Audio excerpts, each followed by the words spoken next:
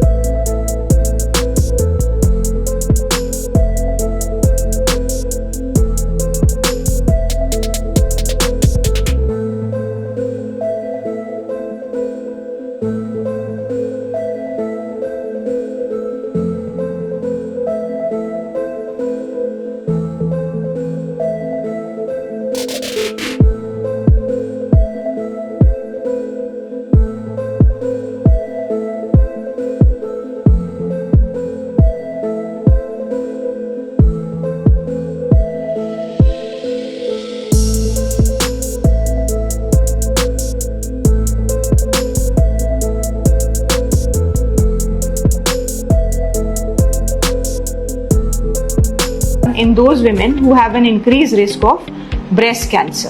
So these are some of the risk reducing strategies which are surgical. Other than that, the other risk reducing strategies are that these patients are kept on regular follow-up. They have periodic screenings which are more frequent than the general population, and these screenings can be in the form of ultrasounds or mammograms or blood tests, and periodic visits with a gynecologist to look for any changes which may be turning into cancer. And at that point, again, surgery is one of the options which is offered. Sometimes we do offer certain medicines in the form of injections or pills also, but these vary from individual to individual and can best be decided in consultation with your doctor. Thank you, Dr. Agrawal, for those practical risk reduction tips. Dr. Agrawal, receiving genetic testing results can have emotional and psychological implications. How can individuals cope with this information? No doubt, when you have a family history of cancer and you are offered genetic testing, while you are waiting for the results, there can be a lot of psychological distress and anxiety which happens. If the test result comes back as positive, it does not mean that you will definitely develop cancer, but it says that you have a higher predisposition than the general population to develop cancer.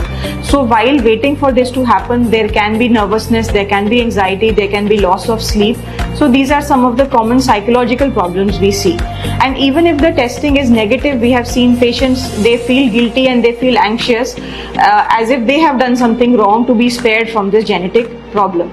So in either scenario, you do need a lot of psychological support and counseling, which is why it is always good to be in touch with a genetic counselor, because even before you undergo the testing, you must understand what are the implications of the test, what is the benefit of the test to you, because these tests are also expensive. So we do not offer them to everyone. We only offer them to those patients who are at high risk. For example, those who in whom the family history is very, very strong.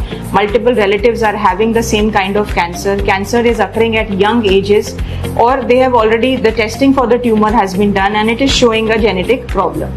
So all of these things are discussed with the counselor beforehand, before you even go into the testing. And once the results come, also a lot of psychological support is needed. And we do have psycho-oncology services as well, which work specifically to counsel patients about these problems. Thank you, Dr. Agrawal, for addressing the emotional impact and offering guidance on how to cope. Dr. Agrawal, how accessible is genetic testing, and are there any barriers individuals may encounter when seeking these tests? Genetic testing has become more accessible over time. There are many labs now which offer the complete spectrum, from testing for specific gene mutations to analyzing the whole genome of an individual. But like I said, these testings are expensive and they are not for everyone. We only reserve them for the 5 or 10% of the population, because only 5 to 10% of the cancers are actually hereditary in nature. 90 to 95% of the cancers are linked to your own lifestyle or other risk factors. So it is only 5 or 10% of the population which fits into the spectrum for genetic testing when they have a very strong family history. These tests are available through many labs, and you need them to be prescribed by a doctor before you go ahead and get the testing done. Thank you, Dr. Agrawal, for sharing your expertise on genetic testing for gynecologic cancers. It's been an enlightening discussion, and I hope our viewers have gained valuable insights into this crucial aspect of women's health. Any last message for our viewers? Thank you, Maitri. I appreciate the opportunity to raise awareness regarding genetic testing in gynecological cancers, because knowledge is a very powerful tool in our armamentarium. If we are aware, then we can go ahead and get tested and reap the benefits of the same. Thank you.